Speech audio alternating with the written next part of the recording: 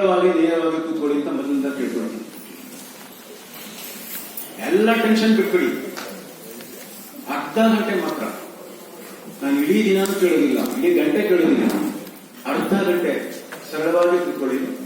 Mobile off ಮಾಡಿ ದಯಮಾಡಿ. ಸಹೋದರರು ಭಾರಿ ಒಳ್ಳೆ ಮಾತು ಕೊಟ್ರು.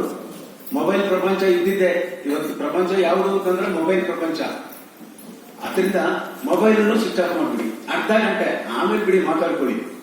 ಅವಾಗ ಅವ್ರಿಗೂ ಹೇಳಿ, ನಾನು ಇಂಥ ಒಂದು ಜ್ಞಾನಕ್ಕೆ ಹೋಗಿದ್ದೆ, ಇನ್ನೂ ಬೇಕನ್ನಿಸ್ತು ಅಷ್ಟಕ್ಕೆ ಅವ್ರು ಯಾರೋ ಮುಂಚೆ ಬಿಟ್ಟು ಏನ್ ಮಾಡೋದು ಅಂತ ಹೇಳಿ ದಯವಿಟ್ಟು ಎಲ್ಲರೂ ಕೂಡ ಮೊಬೈಲ್ ಸ್ವಿಚ್ ಆಫ್ ಮಾಡ್ಕೊಳ್ಳಿ. ಸರಳವಾಗಿ ಯಾವುದೇ ಒತ್ತಡ ಇಲ್ಲದೆ ಕಣ್ಣುಗಳನ್ನು ಮುಚ್ಕೊಳ್ಳಿ. ಕನ್ನಡಕಗಳನ್ನು ತೆಗೆದುಬಿಡಿ. ಕಣ್ಣು ಮುಚ್ಚಿದಾಗ ಕನ್ನಡಕದ ಅವಶ್ಯಕತೆ ಇಲ್ಲ. ಇಡೀ ನಮ್ಮ ಜೀವನವೆಲ್ಲವೂ ಕೂಡ ನಾವು ಕಣ್ಣು ತೆರೆದು ಹೊರಗಡೆ ನೋಡಿದೀವಿ. ಹುಟ್ಟಿನಿಂದ ಸಾಯುವ ತನಕ. ಸತ್ತಾಗ ಕೂಡ ಕಣ್ಣು ಬಿಟ್ಕೊಂಡೇ ಕಾಲದಲ್ಲಿ ಸಾಯ್ತಾರೆ. ಬಲವತ್ತದಿಂದ ಕಣ್ಣನ್ನು ಎಳೆದು ಮುಚ್ಚುತ್ತಾರೆ ಕಣ್ಣು. ಅಲ್ಲಿವರೆಗೂ ನಮ್ಮ ಪ್ರಪಂಚ ಹೊರಗೆ ನೋಡ್ತಾ ಇದೆ.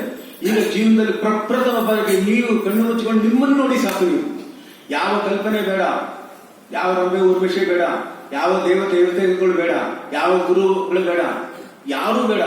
ಈಶ್ವರ ಆತ್ಮೀಯತಿ ಗುರು, ನಿಮ್ಮೊಳಗೆ ಪರಮಾತ್ಮ ಇದ್ದಾನೆ. ಆದ್ರಿಂದ ನೇರವಾಗಿ ಕೂತ್ಕೊಳ್ಳಿ.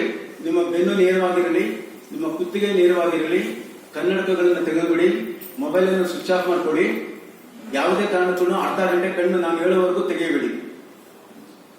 ಯಾರು ನಿಮ್ಮನ್ನು ಹೊತ್ಕೊಂಡು ಹೋಗೋದಿಲ್ಲ. ನಾವು ಸತ್ತಾಗೋ ಒಬ್ರೆ, ಬದುಕದಾಗ ಒಬ್ರೆ, ನಗಬೇಡಿ. ಇದು ಸತ್ಯವಾದ ಮಾತು. ದಯಮಾಡಿ ಅರ್ಧ ಗಂಟೆಗಳ ಕಾಲ ಕಣ್ಣು ಮುಚ್ಕೊಳ್ಳಿ. ಇಡೀ ಮುಚ್ಚಿದ ಕಣ್ಣುಗಳಿಂದ ಸುಮ್ಮನೆ ನೀವಾಗಿ ನಿಮ್ಮ ಜೊತೆ ಎಷ್ಟೇ ಏನು ಮಾಡಬೇಡಿ.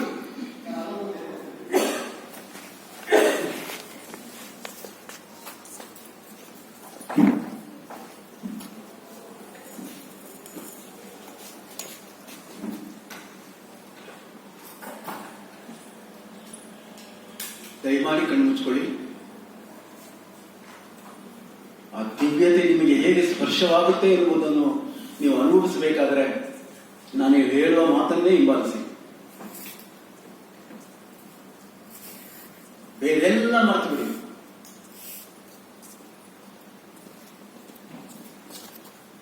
ನಾನು ಅಧಿಕಾರಿ, ನಾನು ಇಂತಹ ವರ್ಣದವನು, ನಾನು ಇಂತಹ ವರ್ಗದವನು, ನಾನು ಇಂತಹ ಹಿನ್ನೆಲೆ ಉಳ್ಳವನು.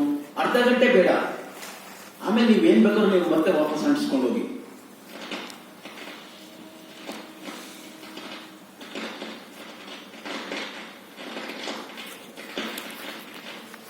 ಸುಮ್ಮನೆ ನಿಮ್ಮೊಂದಿಗೆ ಇರಿ ಅಷ್ಟೇ. ಬೇರೇನು ಮಾಡಬೇಡಿ. ಯಾವ ಮಾಡುವಿಕೆಯೂ ಕೂಡ ಧ್ಯಾನವಲ್ಲ. ಯಾವ ಕಲ್ಪನೆ ಬೇಡ, ಯಾವ ಭಾವನೆ ಬೇಡ, ಯಾವ ಚಿಂತನೆ ಬೇಡ, ಯಾವ ನೆನಪು ಬೇಡ. ನೀವು ನೀವಾಗಿರಿ. ನೀವು ನಿಮ್ಮೊಂದಿಗಿರಿ. ನೀವು ಈಗ ಇಲ್ಲಿ ಈ ಕ್ಷಣದಲ್ಲಿ ಇರಿ. ನಿಮ್ಮೊಂದಿಗೆ ಇರಿ. ಒಂದು ಸಣ್ಣ ವಿಚಾರವನ್ನ ಹಾಳು ಮಾಡ್ತೀನಿ. ಯಾರು ನಾನು ಹೇಳುವುದು ಕಣ್ತರಿಬೇಡಿ ದಯವಿಟ್ಟು. ನಿಮ್ಮ ಉಸಿರು ನಿಮ್ಮ ಒಳಗಡೆ ಹೋಗ್ತಾ ಇದೆ. ನಿಮ್ಮ ಉಸಿರು ನಿಮ್ಮಿಂದ ಹೊರಗಡೆ ಹೋಗ್ತಾ ಇದೆ. ಹೋಗಿ ಬರುವ ಉಸಿರನ್ನ ಮಾತ್ರ ಗಮನಿಸಿ. ಉಸಿರಿನ ಮೇಲೆ ಯಾವ ನಿಯಂತ್ರಣವನ್ನು ಮಾಡಬೇಡಿ.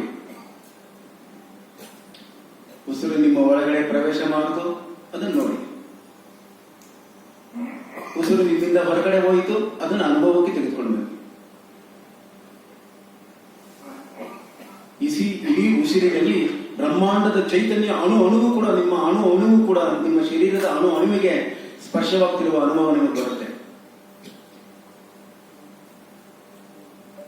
ಒಂದು ಉಸಿರು ಹೊರಟಿತು, ಆ ಉಸಿರಿನ ಜೊತೆಯಲ್ಲೇ ಪ್ರಯಾಣ ಮಾಡಿ. ಉಸಿರು ಹೊರಟಿದೆ, ಹಾಗೆ ನಿಮ್ಮ ಮೂಗಿನ ಬಳಿಗೆ ಬಂತು, ಮೂಗಿನಿಂದ ನಿಮ್ಮ ಒಳಗಡೆ ಪ್ರವೇಶ ಮಾಡ್ತು. ನಿಮ್ಮ ಶರೀರದ ಒಳಗಿನ ಎಲ್ಲ ಭಾಗಗಳನ್ನು ಅದು ಸ್ಪರ್ಶ ಮಾಡ್ತಿದೆ ಎಂಬುದಾಗಿ ಎಚ್ಚರದಿಂದ ಅರ್ಥ ಮಾಡ್ಕೊಳ್ಳಿ. ಹಾಗೆ ಉಸಿರು ನಿಧಾನವಾಗಿ ಮತ್ತೆ ಹೊರಗಡೆ ಹೋಗೋದಕ್ಕೆ ಶುರು ಮಾಡುತ್ತೆ. ನಿಧಾನವಾಗಿ ಹೊರಗಡೆ ಹೋಗ್ತಾ ಇರ್ತಕ್ಕಂಥ ಉಸಿರಿನ ಜೊತೆಯಲ್ಲಿ ನೀವು ನಿಮ್ಮ ಮನಸ್ಸನ್ನು ಹೊರಗಡೆ ತೆಗೆದುಕೊಂಡು ಬನ್ನಿ.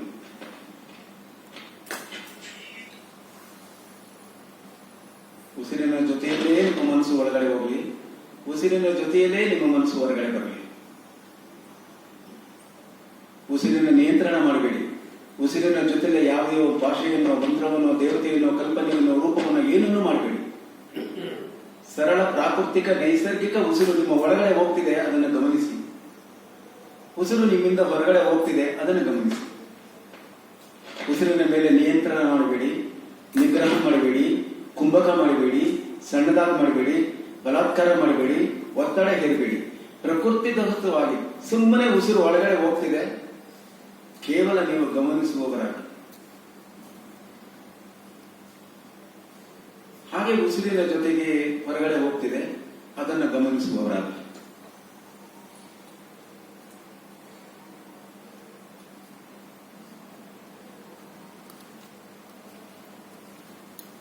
ನಿಮ್ಮ ಎಚ್ಚರದ, ಸಮರ್ಪಣೆಯ, ಏಕಾಗ್ರತೆಯ ತೀವ್ರತೆ ಎಷ್ಟು ಹೆಚ್ಚಿರುತ್ತದೋ ಅಷ್ಟು ನಿಮ್ಮ ಉಸಿರಿನ ಒಂದೊಂದು ಉಸಿರು ಸ್ಪರ್ಶವಾದಾಗ ಇಡೀ ಶರೀರದಲ್ಲಿ ಸೂಕ್ಷ್ಮವಾದಂತಹ ಕಂಪನಗಳಾಗುವುದು ನಿಮ್ಮ ಅನುಭವಕ್ಕೆ ಬರುತ್ತೆ.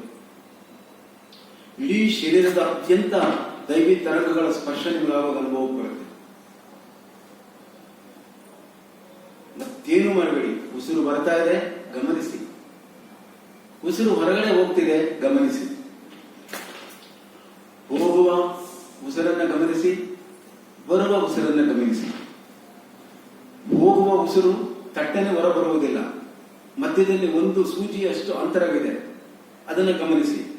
ಮತ್ತೆ ಹೊರಗೆ ಹೋಗುವ ಉಸಿರು ಮತ್ತೆ ತಟ್ಟನೆ ಒಳ ಬರುವುದಿಲ್ಲ, ಆಗ ಒಂದು ಸೂಜಿಯ ಮನೆಯಷ್ಟು ಅಂತರವಿದೆ. ಎರಡು ಉಸಿರಿನ ಮಧ್ಯದ ಅಂತರವನ್ನು ದಯಮಾಡಿ ಗಮನಿಸಿ. ಯಾವ ಕಲ್ಪನೆ ಬೇಡ, ಯಾವ ಮಂತ್ರ ಬೇಡ, ಯಾವ ಜಪ ಬೇಡ, ಯಾವ ತಪ ಬೇಡ. ನೀವಿದ್ದೀರಾ, ನಿಮ್ಮಲ್ಲಿ ಚೈತನ್ಯ ಸ್ಪರ್ಶವಾಗ್ತಿದೆ. ಬ್ರಹ್ಮಾಂಡೀಯ ಉಸಿರು ನಿಮ್ಮನ್ನು ಪ್ರವೇಶ ಮಾಡ್ತಾ ಇದೆ. ಇಡೀ ಜಗತ್ತಿನಲ್ಲಿ 21,000 ಬಾರಿ ಬಂದು ಹೋಗುವ ಉಸಿರನ್ನು ನಾವು ಗಮನಿಸಿರುವುದೇ ಇಲ್ಲ ಸಾಯುವ ತನಕ. ನಮ್ಮದೇ ಉಸಿರು ಸರಳವಾಗಿದೆ, ಸಹಜವಾಗಿದೆ, ಸ್ವಾಭಾವಿಕವಾಗಿದೆ. ಉಸಿರು ಒಳಗೆ ಬರ್ತಿದೆ, ಉಸಿರು ಹೊರಗಡೆ ಹೋಗ್ತಿದೆ. ಹುಟ್ಟಿನಿಂದ ಸಾಯುವ ತನಕ ಒಂದು ಹೋಗುತ್ತಿರುವ ಉಸಿರಿನ ಕಡೆಗೆ ನಮ್ಮ ಲಕ್ಷ್ಯವೇ ಇರುವುದಿಲ್ಲ. ದಯಮಾಡಿ ಮತ್ತೇನನ್ನೂ ಮಾಡದೆ ಉಸಿರನ್ನೇ ಗಮನಿಸುತ್ತೀರಿ. ಈ ಮಧ್ಯದಲ್ಲಿ ನಿಮಗೆ ಯಾವುದಾದ್ರೂ ಆಲೋಚನಾ ತರಂಗಗಳು ಬರುವುದು ಸಹಜ. ಅದು ನೈಸರ್ಗಿಕವಾದುದು, ರಾಸಾಯನಿಕವಾದದ್ದು, ಭಗವಂತನ ರೂಪವಾಗಿರತಕ್ಕಂಥದ್ದು ಆಗಿದೆ. ಪ್ರಜ್ಞೆ ಚಲಿಸಿದರೆ ಮನಸ್ಸಾಗುತ್ತದೆ, ಮನಸ್ಸು ಸ್ಥಿರವಾದರೆ ಪ್ರಜ್ಞೆ ಆಗುತ್ತದೆ. ಆದ್ರಿಂದ ಮನಸ್ಸನ್ನು ಭಯಕ್ಕೆ ಹೋಗ್ಬೇಡಿ, ಕೆಟ್ಟದ್ದನ್ನು ತಂದ್ಕೊಳಕ್ ಹೋಗ್ಬೇಡಿ, ದೂಷಣೆ ಮಾಡಕ್ ಹೋಗ್ಬೇಡಿ. ಮನಸ್ಸು ಕೂಡ ಪರಬ್ರಹ್ಮನ ಪರಿಶುದ್ಧವಾದಂತಹ ಪ್ರಕಟಿತವಾದಂತಹ ರೂಪ. ಹಾಗಾಗಿ ಮನಸ್ಸಿನಲ್ಲಿ ಆಲೋಚನಾ ತರಂಗಗಳನ್ನು ನಾವು ಹುಟ್ಟಾಕಿದೀವಿ ಅಷ್ಟೇ. ಆಗ್ಲೇ ನಿಮ್ಗೆ ಹೇಳಿದ್ನೆಲ್ಲ, ವಿಚಾರಗಳಿಂದ, ತರ್ಕಗಳಿಂದ, ಚಿಂತನೆಗಳಿಂದ, ಕಲ್ಪನೆಗಳಿಂದ, ರಾಗ, ದ್ವೇಷ, ಬೇಡ, ಬೇಕುಗಳಿಂದ ನಾವು ಆಲೋಚನೆಗಳಿಗೆ ಒಳಪಟ್ಟಿರುವುದು. ಮನಸ್ಸು ಪರಿಶುದ್ಧವಾಗಿಯೇ ಇದೆ. ಈ ಆಲೋಚನೆಗಳಿಂದ ಅನೇಕ ಆಲೋಚನೆಗಳು ನಮ್ಮ ಹಿಂದಿನ ನೆನಪುಗಳಾಗಿ ಬರುತ್ತೆ. ಅದನ್ನು ನಿಂಬಾಲಿಸ್ಕೊಂಡು ಹೋಗ್ಬೇಡಿ. ನೀವು ನೆನಪು ಬಂದಿದೆ, ಈಗ ಹೋಗ್ತಾ ಇದೆ, ಕೇವಲ ಅದನ್ನು ಗಮನಿಸಿ. ಒಂದು ಆಲೋಚನೆ ಒಂದು ನೆನಪಾಗಿ ಬಂತು, ಅದು ದಾಟಿ ಹೋಗುತ್ತೆ. ಮನಸ್ಸು ಒಂದ ಕಡೆಗೆ ಇರುವುದಿಲ್ಲ, ಮತ್ತೆ ಅದು ಭವಿಷ್ಯದ ಕಡೆಗೆ ಚಿಮ್ಮಿ ನೆಗೆಯುತ್ತದೆ. ನಾಳೆ ಏನಾಗುತ್ತೆ, ಈ ಪ್ರವಚನಕಾರಿ ಎಷ್ಟೊಂದು ಪ್ರವಚನ ಮುಗಿಸ್ತಾನೆ, ಈಗ ಒಂದೇ ಕ್ಷಣದಲ್ಲಿ ಮನಸ್ಸು ಎದುರು ಬಿಡುತ್ತೆ. ಅದನ್ನು ಕೂಡ ಆ ಕಲ್ಪನೆಯ ಭವಿಷ್ಯದ ಕಲ್ಪನೆಗೂ ಕೂಡ ತಾವು ದಯವಿಟ್ಟು ಹೋಗಬಾರ್ದು. ಕೊನೆಯವರೆಗೂ ಕಣ್ಣನ್ನ ಆದಷ್ಟು ಮುಚ್ಕೊಂಡಿರಿ.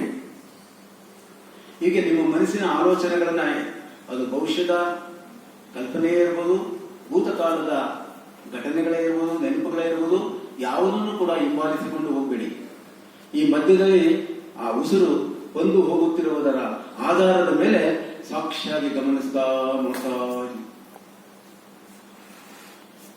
ಪ್ರಖರವಾದಂತಹ ಮುಂದಿನ ಗಡ್ಡೆ ಸೂರ್ಯನ ಕಿರಣದ ಉದಯದ ಸ್ಪರ್ಶದ ಕಿರಣ ಸ್ಪರ್ಶದಿಂದ ಮುಂದಿನ ಗಡ್ಡೆ ಕರಗಿ ಹೋಗುವಂತೆ ನಿಮ್ಮ ಆಲೋಚನಾ ತರಂಗಗಳಲ್ಲೂ ಕೂಡ ಕ್ರಮೇಣ ನಿಶ್ಶಕ್ತಿ ಹೊಂದುತ್ತಾ ಮನಸ್ಸನ್ನು ನೀವು ಗಮನಿಸ್ತಾ ಇರೋದ್ರಿಂದ ಮನಸ್ಸು ಭೂತ ಭವಿಷ್ಯಕ್ಕೆ ಹೋಗದೆ ವರ್ತಮಾನದಲ್ಲಿ ನೆಲೆ ನೀರುವುದನ್ನು ಕಲಿಯುತ್ತಾ ಹೃದಯದಲ್ಲಿ ಇರತಕ್ಕಂತಹ ದಿವ್ಯತೆಯ ಇರುವಿಕೆಯ ಸಂಪರ್ಕಕ್ಕೆ ಬರುವಂತೆ ಅಣೆಯಾಗುತ್ತೆ ಹೃದಯದ ಅಂತರ್ಭಾಗದಲ್ಲಿ.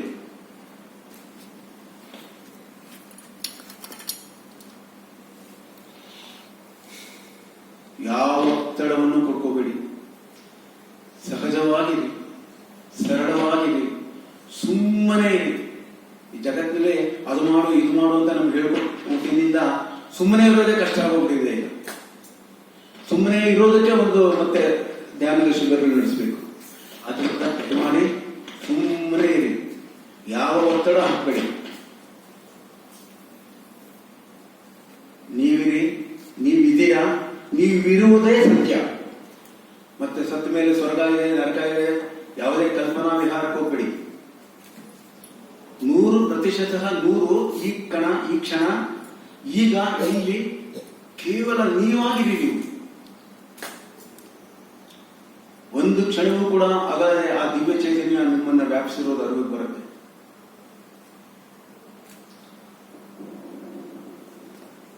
ದೇಹವನ್ನು ಹಿಂಬಾಲಿಸುವ ನೆರಳಿನಂತೆ ನಮ್ಮ ಪರಿಶುದ್ಧ ಚೈತನ್ಯವು ದೇಹ ಅಲ್ಲದ ದೇಹಿ ಎಂಬುದಾಗಿ ಗುರುತಿಸಿ ಹೇಳ್ತಾರೆ ಭಗವದ್ಗೀತೆಯಲ್ಲಿ.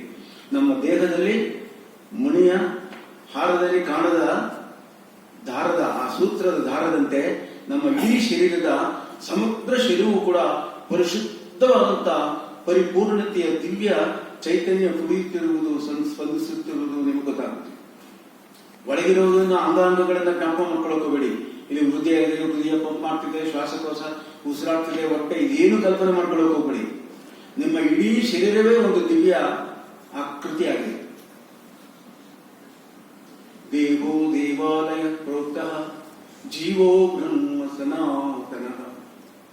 ಎಲ್ಲ ಪ್ರಜ್ಞಾ ಜ್ಞಾನಿಗಳು ಸ್ಪಷ್ಟಪಡಿಸಿ ಹೇಳ್ಬಿಟ್ಟಿದ್ದಾರೆ. ನಿನ್ನ ದೇಹವೇ ದೇವಸ್ಥಾನ, ನಿನ್ನ ದೇಹವೇ ದೇವಾಲಯ, ನೀನೇ ಪರಿಪೂರ್ಣವಾದ ಜೀವ ಸ್ವರೂಪ ಇರ್ತಕ್ಕಂಥವನು. ನೀನು ಯಾತಕ್ಕೆ ಬೇರೆಯವರ ಕಡೆಗೆ ಲಕ್ಷ್ಯ ಕೊಡ್ತೀಯ? ಗೌತಮ ಬುದ್ಧ ಅಪ್ಪ ದೀಪೋ ಭವತಿ, ನೀನು ನಿನ್ನ ಹೃದಯದಲ್ಲಿರತಕ್ಕಂತಹ ದಿವ್ಯ ಜ್ಯೋತಿಯನ್ನ ಒಮ್ಮೆ ಕಣ್ತುಂಬಿ ನೋಡು.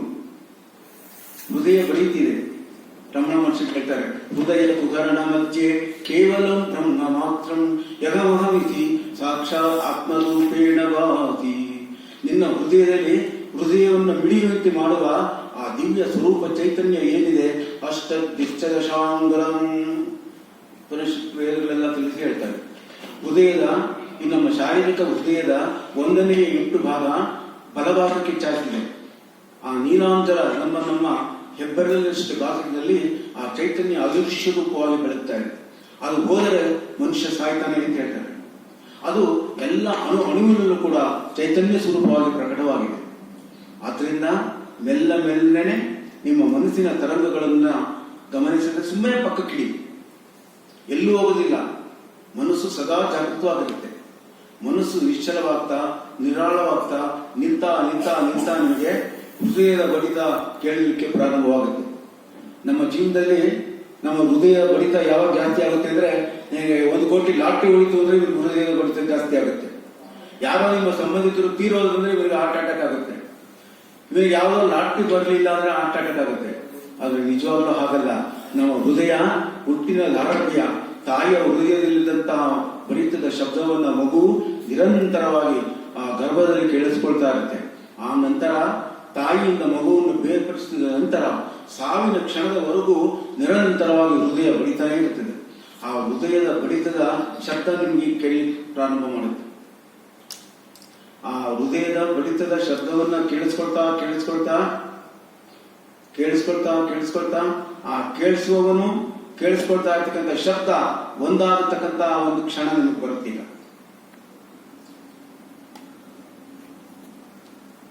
ಹಿಡಿಯುತ್ತಿರುವ ಹೃದಯ ಬೇರೆ ಇಲ್ಲ, ಆ ಶಬ್ದವನ್ನು ಕೇಳ್ತಾ ಇರುವುದು ನೀವೇ ಬೇರೆ ಇಲ್ಲ. ಕೇಳುವವ ಕೇಳಿಸಲ್ಪಟ್ಟಂತ ಶಬ್ದ, ನೋಡುವವ ನೋಡಲ್ಪಟ್ಟಂತಹ ಉಸಿರು, ಇರುವವ ಇರುವಿಕೆಯನ್ನ ನೀವು ಏನೇನ ನೀವು ಗಮನಿಸ್ತಾ ಇದ್ದೀರೋ, ಏನನ್ನು ನೋಡ್ತಿರ್ತೀರೋ ಆ ಸಾಕ್ಷೀಭೂತವಾದಂತಹ ಚೈತನ್ಯ, ಅವೆರಡು ಬೇರೆ ಬೇರೆ ಇಲ್ಲ ಅಂತ ನಿಮ್ಗೆ ಗೊತ್ತಾಗುತ್ತಿಲ್ಲ.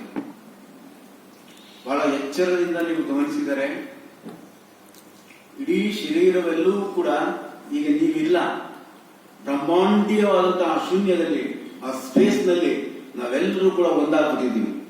ದೇಶ, ಕಾಲ, ಭಾಷೆ, ಗುಣ, ಸ್ವಭಾವ ಎಲ್ಲವನ್ನು ದಾಟಿ ನಾವು ಪೂರ್ಣ ಈ ವಿರಾಟಿನಲ್ಲಿ ಒಂದಾಗ್ಬಿಟ್ಟಿದ್ದೇವೆ. ಈಗ ಬೆಲೂನಿನ ಹೊರಪದರವನ್ನ ಒಡೆದು ಹೋದಾಗ ಬೆಲೂನಿನ ಒಳಗಿನ ಗಾಳಿ ಹೊರಗಿನ ಗಾಳಿ ಒಂದಾಗುವಂತೆ ನಾವೆಲ್ಲರೂ ಕೂಡ ಆ ದಿವ್ಯತೆಯಲ್ಲೇ ಇದ್ದೇವೆ. ನಾವು ಪೂರ್ಣಮದ ಪೂರ್ಣಮಿದಂ ಈ ಅರ್ಥದಲ್ಲಿ ಹೇಳ್ತಾರೆ ಋಷಿಮುನಿಗಳು. ನಾವೆಲ್ಲರೂ ಕೂಡ ಭಗವಂತನಿಂದಲೇ ಇದ್ದೆವು, ಆ ಭಗವತ್ ಸ್ವರೂಪದಿಂದಲೇ ಹೊರ ಹೊರಟಿದ್ದೆವು. ಆ ವಿನೂತವಾದಂತಹ ಅಜ್ಞತೆಯ ಪರಮ ಪ್ರಕೃತಿಯಲ್ಲಿ ನಾವೆಲ್ಲರೂ ಕೂಡ ಸಂಯೋಜಿತರಾಗಿದ್ದೇವೆ. ಪಂಚಭೂತಗಳ ಸಂಘಟನೆಯಿಂದ ನಾವು ಇಲ್ಲಿ ಕೂತಿದ್ದೇವೆ. ಇದರ ಒಂದೊಂದು ಅಣುವು ಕೂಡ ಪ್ರಕೃತಿಯಿಂದ ಸಂಘಟಿತವಾಗಿರ್ತಕ್ಕಂಥದ್ದು. ನಾವು ಪ್ರತ್ಯೇಕರಲ್ಲ, ನಾವೆಂದೆಂದು ಕೂಡ ಆ ದಿವ್ಯತೆಯಿಂದ ಸದಾ ಸಂಯೋಜಿತರೇ ಆಗಿದ್ದೇವೆ. ಯೋಗ ಅಂದ್ರೆ ಒಂದಾಗಿ ಇರುವುದು. ನಾವು ಆ ದಿವ್ಯತೆಯಿಂದ ಬೇರೆ ಆಗಿದ್ದೇವೆ ಎಂದು ತಿಳಿಯುವುದೇ ದುಃಖ, ಒಂದಾಗಿ ಇದ್ದೇವೆ ಎನ್ನುವುದೇ ನಿಜವಾದಂತಹ ಸುಖ. ಅದೇ ಆನಂದ. ಆ ಒಂದಾಗುವಿಕೆಯೇ ನಿಜವಾದ ಜ್ಞಾನ. ಆ ಒಂದಾಗುವ ದೈವತ್ವವನ್ನು ಗುರುತಿಸಿ ತಿಳಿಯುವುದೇ ಜ್ಞಾನ. ಅದನ್ನು ಅನುಭವಿಸುವುದೇ ಮೌನ. ಅದನ್ನು ತಿಳಿಯುವುದೇ ನಿಜವಾದಂತಹ ಭಕ್ತಿ. ಸಂಪೂರ್ಣವಾಗಿ ಒಂದು ಕ್ಷಣಗಳ ಕಾಲ ನಿಮ್ಮ ದೇಹವನ್ನು ಮರೆತು ಬಿಡಿ, ನಿಮ್ಮ ಉಸಿರನ್ನು ಮರೆತು ಬಿಡಿ, ನಿಮ್ಮ ಆಲೋಚನೆಗಳನ್ನು ಮರೆತು ಬಿಡಿ. ಎಚ್ಚರದಿಂದ ಕೇವಲ ಸುಮ್ಮನೆ ಆಗ್ಬಿಡಿ ಅಷ್ಟೇ. ಮಗು ಹೊಟ್ಟೆ ತುಂಬಿದಾಗ ನಿದ್ರಿಸಿ ತಾನಾಗುವಂತೆ ಸಮಗ್ರ ಆ ನಿಯತಿ ಪರಮ ಪ್ರಕೃತಿ ಬೃಹತ್ ಭಂಡಾರವನ್ನು ತೆರೆದು ಅಂಗಲಾಚಿ ನಿಮ್ಮನ್ನು ಸ್ವಾಗತ ಮಾಡ್ತಿದ್ದಾಳೆ. ಈಗ ನಿಮ್ಮೆಲ್ಲ ನಿಮ್ಮ ಎರಡೂ ಕೈಗಳನ್ನ ಅಗಲವಾಗಿ ಚಾಚಿ, ಒಬ್ಬೊಬ್ಬರಿಗೆ ಸ್ಪರ್ಶ ಮಾಡಬೇಡಿ, ಅಗಲವಾಗಿ ಚಾಚಿ. ನೀವು ಎಷ್ಟು ಅಗಲವಾಗಿ ಚಾಚ್ತೀರೋ ನೀವು, ಆ ಅಂಗೈಗಳಿಗೆ ಆ ತರಂಗಗಳು ನಿಮಗೆ ಸ್ಪರ್ಶವಾಗೋದು ನಿಮ್ಗೆ ಗೊತ್ತಾಗುತ್ತೆ. ಮೃದುವಾದಂತಹ ಅಂಗೈಗಳಿಗೆ ನಿಮ್ಮ ಎರಡು ಕಣ್ಣಿನ ಹುಬ್ಬುಗಳ ಮಧ್ಯಕ್ಕೆ ಆ ತರಂಗ ಸ್ಪರ್ಶವಾಗುವುದು. ಹೃದಯವೆಲ್ಲವೂ ಸೂಕ್ಷ್ಮ ಕಂಪನಗಳು ನಿಮಗೆ ಗೊತ್ತಾಗುವುದು. ಸ್ವಲ್ಪ ಭಾರ ಇಳಿದಂತೆ, ಹಗರವಾದಂತೆ, ಹಕ್ಕೆ ಹಾರಿದಂತೆ ಆ ಅಂಗೈಗಳಿಗೆ ಮೆಲ್ಲನೆ ಸ್ವಲ್ಪವಾದಂತಹ ಹೇಗೆ ಸ್ಪರ್ಶವಾಗುತ್ತೆ ಅಷ್ಟೇ. ಅಂಗೈಗೆ ಅಂತಲ್ಲ, ನಿಮ್ಮ ಎಚ್ಚರಿಕೆಯ ತೀವ್ರತೆ ನಿಮ್ಮ ತೆರೆದ ಹೃದಯ ಇದ್ದರೆ ನಮ್ಮ ಇಡೀ ಶರೀರವೆಲ್ಲವೂ ಕೂಡ ತೇಜೋ ಪುಂಜಗಳಿಂದ, ಆ ದೈವಿ ತರಂಗಗಳಿಂದ ನಿಮ್ಮ ಇಡೀ ಶರೀರ ಕಂಪನವಾಗೋದು ನಿಮ್ಗೆ ಗೊತ್ತಾಗುತ್ತೆ. ನಮ್ಮಲ್ಲಿ ಭಕ್ತಿ ಸೂತ್ರದಲ್ಲಿ ಅಷ್ಟ ಸಾತ್ವಿಕ ಭಾವ ಅಂತ ಹೇಳ್ತಾರೆ. ಕೆಲವರಿಗೆ ಕಣ್ಣಲ್ಲಿ ನೀರು ತುಂಬಬಹುದು, ಕೆಲವರಿಗೆ ಹೃದಯ ನಡಬಹುದು, ಕೆಲವರಿಗೆ ಹೃದಯ ಅಗ್ರವಾಗಬಹುದು, ಕೆಲವರಿಗೆ ಶರೀರ ತೇಲಿದಂತೆ ಆಗ್ಬಹುದು. ಏಕೆಂದ್ರೆ ನಾವೆಲ್ಲವೂ ಕೂಡ ಆ ದಿವ್ಯ ಸ್ವರೂಪರೇ ನಾವು. ಇದು ಕಲ್ಪನೆ ಅಲ್ಲ, ಭಾವನೆ ಅಲ್ಲ, ಭಾವಾವೇಶವಲ್ಲ, ಭಕ್ತಿ ಅಲ್ಲ. ಇದು ಯಥಾರ್ಥ ಇರುವಿನ ಸ್ಥಿತಿ. ಇದಕ್ಕೆ ಯಾವ ಸಂಸ್ಕೃತ ಬೇಕಿಲ್ಲ, ವೇದ ಭಾಷೆ ಗೊತ್ತಾಗಿಲ್ಲ, ಯಾವ ತಿಳುವಳಿಕೆ ಬೇಕಾಗಿಲ್ಲ, ಯಾವುದನ್ನು ತ್ಯಾಗ ಮಾಡಬೇಕಾಗಿಲ್ಲ, ಎಲ್ಲೋ ಹೋಗ್ಬೇಕಾಗಿಲ್ಲ, ಏನು ಮಾಡಬೇಕಾಗಿಲ್ಲ. ಕೇವಲಂ ಬ್ರಹ್ಮ ಮಾತ್ರಂ ಯಹಮಹಮಿತಿ ಸಾಕ್ಷಾತ್ ಆತ್ಮರೂಪೇಣ ಭಾತಿ ಹೃದಿವಿಷ ಮನಸಾ ಸಂಚಿನ್ಮತ ಮಜ್ಜತ ಪವನ ಚಲನರೋಧ ಧತ್ಮೌ. ಈಗ ಮೆಲ್ಲನೆ ನಿಮ್ಮ ಮನಸ್ಸನ್ನ ನಿಮ್ಮ ನಾಭಿಯ ಕಡೆಗೆ ಗಮನ ಮಾಡಿ. ಕೇವಲ ನಿಮ್ಮ ಹೊಕ್ಕಳಿನ ಪ್ರದೇಶ. ಚತುರ್ಮುಖ ವಿಷ್ಣುವಿನ ನಾಭಿಯಿಂದ ಹೊರಮುಕ್ಕಿ ಸಮಸ್ತ ಜಗತ್ತನ್ನು ಸೃಷ್ಟಿ ಮಾಡ್ತಾನೆ ಎಂಬುದಾಗಿ ಪೌರಾಣಿಕದಲ್ಲಿ ಬರುತ್ತದೆ. ಈಗ ಹೊರಮುಖವಾಗಿ ಸೃಷ್ಟಿ ಮಾಡಿದಂತಹ ಬ್ರಹ್ಮಣ ಆ ವಿಚಾರವನ್ನು ಬಿಟ್ಟು, ಪ್ರಪಂಚವನ್ನು ನೋಡುವುದನ್ನು ಬಿಟ್ಟು, ನೀವು ಮೂಲತಃ ಪರಬ್ರಹ್ಮ ಸ್ವರೂಪದಂತಹ ನಾವಿಯ ಕಡೆಗೆ ಸುಮ್ಮನೆ ನಿಮ್ಮ ಲಕ್ಷ್ಯ ಕೊಡಿ ಅಷ್ಟೇ. ಅದು ಹೀಗಿದೆ, ಹಾಗಿದೆ, ಒಕ್ಕಳಿದೆ, ಹೀಗಿದೆ, ಆಕಾರ ಇದೆ, ಏನು ಕಲ್ಪನೆ ಮಾಡ್ಕೋಬೇಡಿ. ಆ ನಾಭಿಯೇ ಸಮಗ್ರ ಬ್ರಹ್ಮಾಂಡದ ಕೇಂದ್ರ ಸ್ಥಾನ ಎಂಬುದಾಗಿ ಆಚಾರ್ಯ ಭಗವತ್ಪಾದರು ಹೇಳ್ತಾರೆ. ಒಂದು ವೃತ್ತವನ್ನು ಬರೆದರೆ ಅದಕ್ಕೊಂದು ಕೇಂದ್ರ ಇರುತ್ತೆ. ಹಾಗೆ ನಮ್ಮ ಶರೀರದ ಈ ವೃತ್ತದಲ್ಲಿ ಬ್ರಹ್ಮಾಂಡೀಯ ಪ್ರತ್ಯೇಕಿತವಾದಂತಹ ಈ ವ್ಯಕ್ತವಾದಂತಹ ಈ ದೇಹದಲ್ಲಿ ಇಷ್ಟಕ್ಕೂ ದೇಹ ಅಂದ್ರೆ ಏನು ಅಂತ ತಿಳ್ಕೊಂಡಿದ್ದೀರಾ? ಅಗೋಚರ, ಅದ್ಭುತ, ಅನಿರ್ವಚನೀಯ ಅನುಭೂತಿಯ ಪರಬ್ರಹ್ಮ ಪ್ರಸಾದದ ಪ್ರಕಟದ ರೂಪವೇ ನಿಮ್ಮ ಶರೀರ. 800 ಕೋಟಿ ಜನಸಂಖ್ಯೆ ಇದೆ ಅಂತಂದ್ರೆ 800 ಕೋಟಿ ದೇವತೆಗಳಿದ್ದಾರೆ ಅಂತಾನೆ ಅರ್ಥ. ಅಷ್ಟೇ ಅಲ್ಲ, ಅಣು ತೃಣ ಕಾಷ್ಟ ಎಲ್ಲರಲ್ಲೂ ಕೂಡ ಪರಮಾತ್ಮ ಪರಿಪೂರ್ಣನಾಗಿದ್ದಾನೆ. ಆ ನಾಭಿಯಲ್ಲಿ ಬಂದಾಗ ನಿಮಗೆ ಪ್ರಪ್ರಥಮ ಬಾರಿಗೆ ನಿಮಗೆ ಬರುತ್ತೆ. ನೀರಿನಲ್ಲಿ ಈಜುವಾಗ ಒಕ್ಕಳಿನ ಮೇಲ್ಪಟ್ಟು ಬಂದ್ಬಿಟ್ರೆ ಅವನಿಗೆ ಬ್ಯಾಲೆನ್ಸ್ ತಪ್ಪಾಗ್ಬಿಡುತ್ತೆ, ಗಂಗಾ ಭವಾನಿ ಮುಳುಗಿಸ್ಬಿಡ್ತಾಳೆ ಅವನ್ನ. ಹಾಗೇನೆ ನಾಭಿಯಲ್ಲಿ ನಿಮ್ಮ ಗಮನಕ್ಕೆ ಬಂದಾಗ ಕೇವಲ ನೀವು ಆ ನಾಭಿಯಲ್ಲೇ ಗಮನಿಸುತ್ತಾ ಪರಿಪೂರ್ಣವಾಗಿ ಬ್ರಹ್ಮಾಂಡಕ್ಕೆ ಸಮರ್ಪಣೆ ಮಾಡ್ಕೊಂಡ್ಬಿಡಿ. ಪೂರ್ತಿ ನಿಮ್ಮ ಸಮರ್ಪಣೆಯಲ್ಲಿ ನೀವೇ ಇರಬಾರದು, ನೀವೇ ಕಳೆದೋಗ್ಬಿಡ್ಬೇಕು. ನಾನಲ್ಲ, ನನ್ನದಲ್ಲ, ನಾನಿಲ್ಲ, ನನ್ನ ಅಧಿಕಾರವಿಲ್ಲ, ನನ್ನ ಬಣ್ಣವಿಲ್ಲ, ನನ್ನ ರೂಪವಿಲ್ಲ, ನಾನು ಯಾರಿಗೂ ಸೇರಿದವನಲ್ಲ, ನಾನು ಆ ಬ್ರಹ್ಮಾಂಡೀಯ ಸದೃಶ್ಯವಾದಂತಹ ವ್ಯಕ್ತ ಪರಬ್ರಹ್ಮ ಸ್ವರೂಪವೇ ಎಂಬುದಾಗಿ ಭಾವಿಸಿ ನಿಮ್ಮ ಇಡೀ ಶರೀರವೆಲ್ಲವೂ ಕೂಡ ದಿವ್ಯ ಕಂಪನಗಳಿಂದ ಅಗೂರವಾಗಿ ಹೋಗ್ತಾ ಇರೋದನ್ನು ಗೊತ್ತಾಗುತ್ತೆ. ನಾವೇನೆಲ್ಲ ಜೀವನದಲ್ಲಿ ಹೊತ್ಕೊಂಡು ಇಡೀ 24 ಗಂಟೆ ಹೊರಲಾಡ್ತಾ ನಿದ್ರೆಯಿಂದ ಎಷ್ಟು ಒದ್ದಾಡ್ತಾ ಇದೆ. ಪ್ರತಿ ಕ್ಷಣವೂ ಕೂಡ ನೀವು ಈ ದಿವ್ಯತೆಯಲ್ಲಿ ಯಾತಕ್ಕೆ ಇರೋದಿಲ್ಲ, ಯಾತಕ್ಕೆ ಈ ಅಜ್ಞಾನದಲ್ಲಿ ಇದ್ದೀರಾ, ಅದು ನಿಮಗೆ ಸೇರಿತು. ಸೂರ್ಯನ ಕಿರಣಗಳು ಉದಯದಿಂದ ಅಸ್ತಂಗತವಾಗುವ ಸಮಯದ ತನಕ ಈ ಅದ್ಭುತವಾದಂತಹ ದೈವಿ ಶಕ್ತಿಯನ್ನ ಬ್ರಹ್ಮಾಂಡದ ಅಣುವು ಕೂಡ ವಿಸರ್ಜನೆ ಮಾಡ್ತಿದೆ. ಸಸ್ಯಗಳೆಲ್ಲವೂ ನಮಗೆ ಆಮ್ಲಜನಕ ಕೊಡ್ತಿದೆ, ನಾವು ಅದಕ್ಕೆ ವಿಷದ ಇಂಗಾಲ ಡೈಆಕ್ಸೈಡ್ ಬಿಡ್ತಾ ಇದ್ದೇವೆ.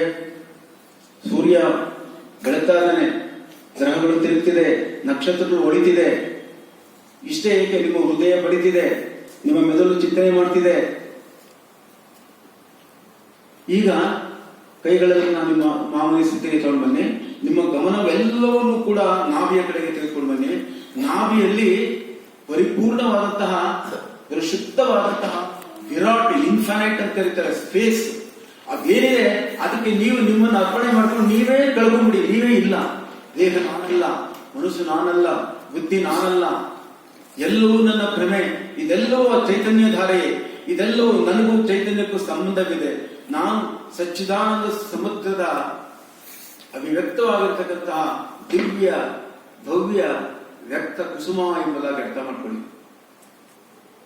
ಆ ನಾಭಿಯಿಂದ ನಿಮ್ಮ ಗಮನವನ್ನ ಇನ್ನು ಸ್ವಲ್ಪ ಕೆಳಕ್ಕೆ, ಅಲ್ಲಿ ಶೂನ್ಯ ಪ್ರದೇಶವಿದೆ, ನಿರ್ವಾತ ಪ್ರದೇಶವಿದೆ. ಸುಷುಪ್ತಿಯಲ್ಲಿ ನೀವು ಎಚ್ಚರ, ಜಾಗೃತ, ಸ್ವಪ್ನದಲ್ಲಿ ನಿಮಗೆ ಅರಿವಿರುತ್ತೆ. ಸುಷುಪ್ತಿಯಲ್ಲಿ ನಿಮಗೆ ಯಾವ ಅರಿವು ಇರುವುದಿಲ್ಲ. ಆ ನಾಭಿಯ ಕೆಳಗಡೆಗೆ ನಾನಿಲ್ಲ, ನನ್ನದಲ್ಲ, ನಾನಿಲ್ಲ, ನಾನೆಂಬುದಿಲ್ಲ, ಎಲ್ಲವೂ ಏಕವಾಗ್ಬಿಡುತ್ತೆ. ಅಲೆ, ನೊರೆ, ತೊರೆ, ಗುಳ್ಳೆಗಳಲ್ಲಿ ಸಮುದ್ರದ ನೀರೇ ವ್ಯಕ್ತವಾಗಿರುವಂತೆ ನಮ್ಮ ಇಡೀ ದೇಹ, ಮನಸ್ಸು, ಇಂದ್ರಿಯಗಳು, ಹೃದಯ ಎಲ್ಲ ಇದೆ. ಎಲ್ಲದರಲ್ಲೂ ಕೂಡ ಆ ದಿವ್ಯತೆ ತುಂಬಿ ತುಳುಕಾಡ್ತಾ ಇದೆ. ಮೆಲ್ಲನೆ ಆ ದಿವ್ಯತೆಗೆ ಕಾಯ, ವಾಚ, ಮನಸ್ಸ ಪರಿಪೂರ್ಣವಾಗಿ ಇದೆಲ್ಲವೂ ನೀನೇ, ಇದೆಲ್ಲವೂ ನಿನ್ನದೇ, ನಾನು ನೀನೇ ಬೇರೆ ಎಲ್ಲ ಎಂಬ ಭಾವದಿಂದ ಸಮೂಲವಾಗಿ ಕರೆಗೆ ಒಂದಾಗ್ಲಿ. ಎರಡು ಅಂಗಗಳನ್ನು ಈಗ ಮೇಲೆತ್ತಿ ಆಕಾಶದ ಕಡೆಗೆ ತೋರಿಸಿ ಎಷ್ಟು ಚೈತನ್ಯ ನಿಮ್ಮಲ್ಲಿ ಕೆಳಗೆ ಇಳಿತಾ ಇದೆ ಎಂಬುದಾಗಿ ನಿಮಗೆ ಅನುಭವ ಬರುತ್ತೆ. ತರಂಗ ತರಂಗ ತರಂಗಗಳಾಗಿ ಹಸ್ತದ ದ್ವಾರ ಶರೀರದ ಅಣುವಿನಲ್ಲೂ ಕೂಡ ಚೈತನ್ಯ ಸ್ಪರ್ಶಿಸುತ್ತಿರುವುದರ ಅನುಭೂತಿ ನಿಮ್ಗೆ ಉಂಟಾಗುತ್ತೆ. ನನಗಂತೂ ಇಲ್ಲಿ ತಂದಿದ್ದೇನೆ ಎಂಬುದಾಗಿ ಭಾವಿಸ್ತೇನೆ. ಕೇವಲ ನಿಮ್ಮ ಎರಡು ಹಸ್ತಗಳನ್ನೇ ಕಣ್ಣು ಮುಚ್ಚಿ ತುಂಬು ಭಾವನೆಯಿಂದ, ಸಮರ್ಪಣೆಯಿಂದ, ನಿಶ್ಶಬ್ದತೆಯಿಂದ, ಮೌನದಿಂದ ನಿಮ್ಮ ನಿಮ್ಮ ಅಂಗಗಳನ್ನ ಆಕಾಶದ ಕಡೆಗೆ ಚಾಚಿಕೊಳ್ಳಿ. ಹೇಗೆ ತರಂಗಗಳ ಸ್ಪರ್ಶ ನಿಮ್ಗೆ ಅನುಭವ ಬರ್ತಾ ಇದೆ ಅಂತ ಗೊತ್ತಾಗುತ್ತೆ. ಬೇರೆ ಏನು ಚಿಂತೆ ಮಾಡಬೇಡಿ. ಯಾವ ಜಪ ಬೇಡ, ಯಾವ ಮಂತ್ರ ಬೇಡ, ಯಾವ ತಂತ್ರ ಬೇಡ.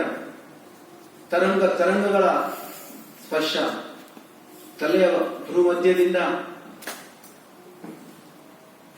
ಆ ಬ್ರಹ್ಮಸ್ಥಾನದಿಂದ ಶರೀರದ ಅಂಗಾಂಗಗಳಲ್ಲಿ ಇಳಿತಾ ಇಳಿತಾ ಇಳಿತಿರೋ ಆ ತರಂಗಗಳ ತಾಡೆ ನಿಮ್ಗೆ ಗೊತ್ತಾಗುತ್ತೆ. ಮೆಲ್ಲನೆ ನಿಮ್ಮ ಎರಡೂ ಕೈಗಳನ್ನು ನಿಮ್ಮ ಮುಚ್ಚಿದ ಕಣ್ಣುಗಳ ಮೇಲೆ ಮೃದುವಾಗಿ ಇಟ್ಕೊಳ್ಳಿ. ಮೃದುವಾದ ಹೂವಿನ ಮೇಲೆ ಇಟ್ಟಂತೆ ಮೃದುವಾದ ಕಣ್ಣುಗಳ ಮೇಲೆ ಇಟ್ಕೊಳ್ಳಿ.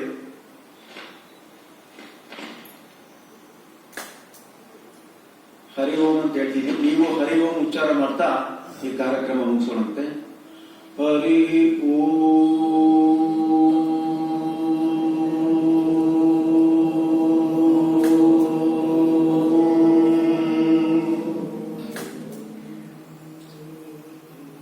ಮೆಲ್ಲನೆ ಕೈಗಳನ್ನು ಬಿಡಿ.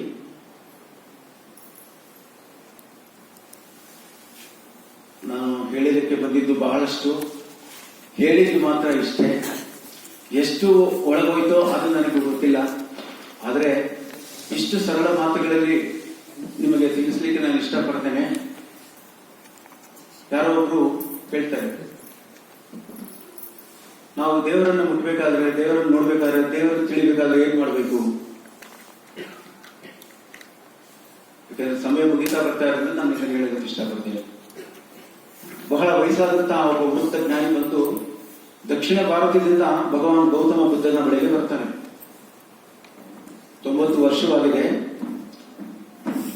ಆಗಿನ ಕಾಲದಲ್ಲಿ ಪ್ರಯಾಣಕ್ಕೆ ಯಾವುದೇ ವಿಧವಾದಂತ ವ್ಯವಸ್ಥೆಗಳು ಇಲ್ಲದೆ ಕಾರಣ ಮುಂಬೈನಿಂದ ವಾರಾಣಸಿಯ ಕಾಶಿಗೆ ನಡೆದು ಹೋಗ್ತಾನೆ ಆ ಮುದುಕ. ಆಗ ಬುದ್ಧ ತನ್ನ ಅಂತಿಮ ಶ್ವಾಸವನ್ನು ತ್ಯಾಗ ಮಾಡ್ತಾ ಇದ್ದಾನೆ. ಇಂತಹ ಸಮಯದಲ್ಲಿ ಉಪದೇಶಕ್ಕೆ ಬಂದಿದ್ದಾರಲ್ಲ ಅಂತ ಅವರ ಶಿಷ್ಯ ಬುದ್ಧ ಸಿಟ್ಟಾಗಿ ಹೊರಗೆ ತಪ್ಪುವ ಸಮಯದಲ್ಲಿ ಬುದ್ಧ ಇಲ್ಲ, ಅವರ ಸಮಾಧಾನವನ್ನು ಕೇಳಿಕೊಳ್ಳೋಣ, ಏನು ತಿಳಿಸು. ಆಗ ಬುದ್ಧ ಪ್ರಶ್ನೆ ಕೇಳ್ತಾನೆ ಬುದ್ಧನಿಗೆ, ನೋಡಿ ಸ್ವಾಮಿ, ನನಗೆ ವಯಸ್ಸಾಗಿದೆ, ನನಗೆ ಸಂಸ್ಕೃತ ಗೊತ್ತಿಲ್ಲ, ಸಂಗೀತ ಗೊತ್ತಿಲ್ಲ, ನಾನು ವಾಗ್ಮಿ ಅಲ್ಲ, ವಿಚಾರ ನನಗೆ ಗೊತ್ತಿಲ್ಲ, ಜ್ಞಾನಿಯೂ ಅಲ್ಲ ನಾನು. ನನಗೆ ಧರ್ಮದ ಸೂಕ್ಷ್ಮತೆಯನ್ನ ಕೆಲವೇ ಮಾತುಗಳಲ್ಲಿ ತಿಳಿಸಿ ಹೇಳಬೇಕು ಎಂಬುದಾಗಿ ಆ ವಯೋವೃದ್ಧ ಭಗವಾನ್ ಗೌತಮ ಬುದ್ಧನಲ್ಲಿ ಪ್ರಾರ್ಥನೆ ಮಾಡ್ತಾನೆ. ಆಗ ಬುದ್ಧ ಇಷ್ಟೇ ಸರಳ ಮಾತನ್ನು ಹೇಳ್ತಾರೆ, ಸಪ್ಪ ಪಾಪಸ್ಸ ಕರಣಂ ಕುಶಲಸ್ಸ ಉಪಸಂಪದ ಸಚಿತ್ತ ಪರ್ಯೋದಪನಂ ಏತಂ ಬುದ್ಧಾನ್ ಶಾಸನಂ.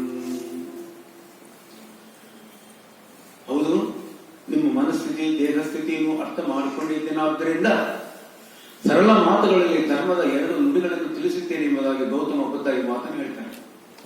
ಸಬ್ಬ ಪಾಪಸ್ಸ ಕರಣಂ, ಇದು ಪಾಲಿಯ ಭಾಷೆಯ ಶ್ಲೋಕ. ಇದು ಆಗಿನ ಏಷ್ಯಾ ದೇಶದಲ್ಲಿ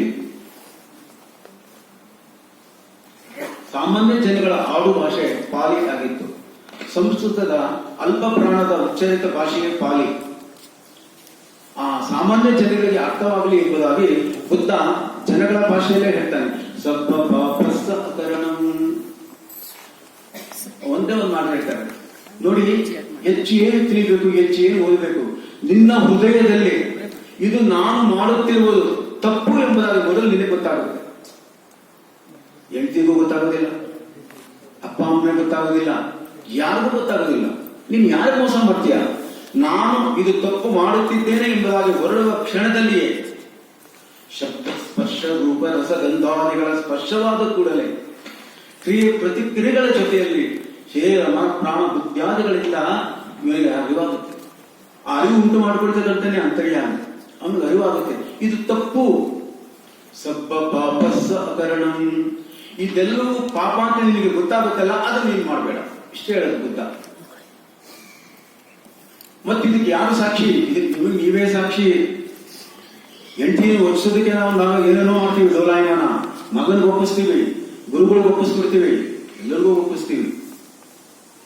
ಅದನ್ನೇ ಶರಣರು ಹೇಳ್ತಾರೆ, ಮನವರಿಯದ ಕಳ್ಳತನವಿಲ್ಲವಲ್ಲ, ಬಿಡು ಬಾಹ್ಯದಲ್ಲೂ ಅನುಭವ. ನೀನ್ ಯಾರಿಗೆ ವಂಚಿಸ್ತೀಯಾ? ಯಾರಿಗೆ ಮೋಸ ಮಾಡ್ತೀಯಾ? ಯಾರಿಗೆ ವಿಚಾರವನ್ನು ಮಂಡಿಸ್ತೀಯಾ? ಪ್ರತಿ ಕ್ಷಣದಲ್ಲೂ ನಿನಗೆ ಸಾಕ್ಷೀಭೂತವಾಗಿ ಹೇಳ್ತಾ ಇರ್ತಾರೆ. ಅದರಿಂದ ಪ್ರತಿಯೊಬ್ಬರಿಗೂ ಇದು ನಾನು ಮಾಡುತ್ತಿರುವುದು ಪಾಪ ಅಂತ ನಿನ್ಗೆ ಗೊತ್ತಾಗುತ್ತೇನೇನಪ್ಪ, ಅದು ಆದಷ್ಟು ಮಾಡೋದು ನಿಲ್ಲಿಸ್ತಾ. ಕುಶಲಸ್ಸ ಉಪಸಂಪದ, ಇದು ಒಳ್ಳೆಯದು ಅಂತ ನಿನ್ಗೆ ಗೊತ್ತಾಗ್ತಾ ಇರುತ್ತೆ.